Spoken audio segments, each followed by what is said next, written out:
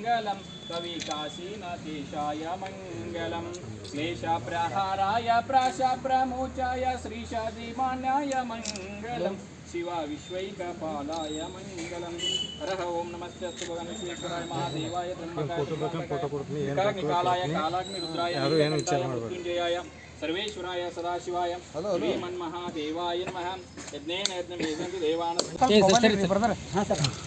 Sir साहब ಸ್ವಲ್ಪ ಮೇಲೆ ನೋಡ್ರಿ ಎಸ್ ಸರ್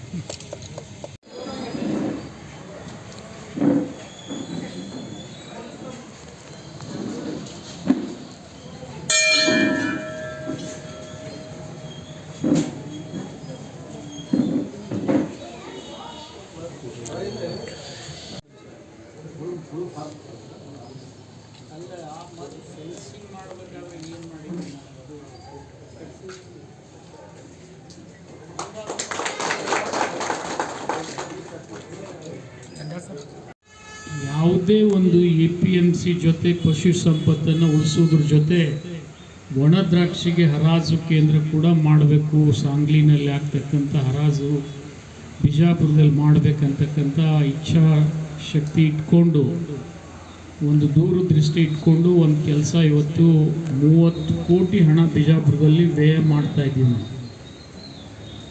ಇದರಿಂದ ಈ ಪಶು ಚಟುವಟಿಕೆ ಇನ್ನೂ ಹೆಚ್ಚಿಗೆ ಆಗಬೇಕು. ಕೋಳಿ ಸಾಕಬೇಕು ಮತ್ತು ಬನ್ನೂರು ಕುರಿಗಳನ್ನು ಕೂಡ ಸಾಕ್ತಕ್ಕಂಥ ಕೆಲಸ ನಮ್ಮ ಕಡೆ ಆಗಬೇಕು. ಆ ದೃಷ್ಟಿಕೋನ ಇಟ್ಕೊಂಡು ಈಗಾಗಲೇ ಬಾಗಲಕೋಟೆ ಜಿಲ್ಲೆಯಲ್ಲಿ ಕುರಿ ಅಭಿವೃದ್ಧಿ ಕೇಂದ್ರ ಕೂಡ ಇದೆ.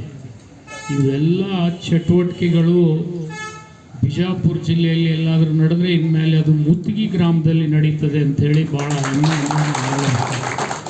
ಈ ನಾಲ್ಮಟ್ಟಿಯಲ್ಲಿ ಮೀನಿನ ಮರಿಗಳ ಉತ್ಪಾದನೆ ಮಾಡ್ತಕ್ಕಂಥ ಕೆಲಸ ಕೂಡ ನಾವು ಪ್ರಾರಂಭ ಮಾಡ್ತಾ ಇದ್ದೀವಿ.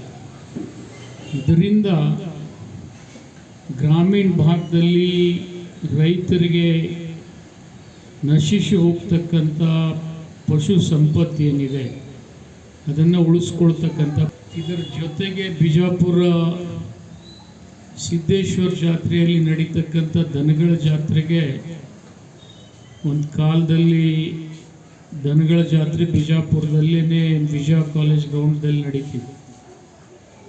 ಆ ಸಂದರ್ಭದಲ್ಲಿ ಕಾಲಕ್ರಮೇಣ ವಿಜಯ ಕಾಲೇಜ್ದಿಂದ ಅದು ಹೊರಗೆ ಹೋಗಿ ಆಶ್ರಮದ ಜ್ಞಾನಯೋಗಾಶ್ರಮ ಕಡೆ ಆ ಜಾತ್ರೆ ನಡೀಲಿಕ್ಕೆ ಪ್ರಾರಂಭ ಆಯಿತು.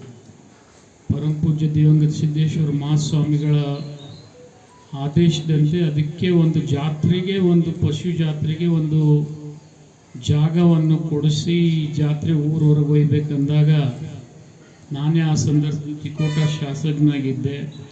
ನಾನು APMCಗೆ 110 ಎಕರೆ ಜಮೀನನ್ನು ಕೊಡಿಸಿದ್ದೆ.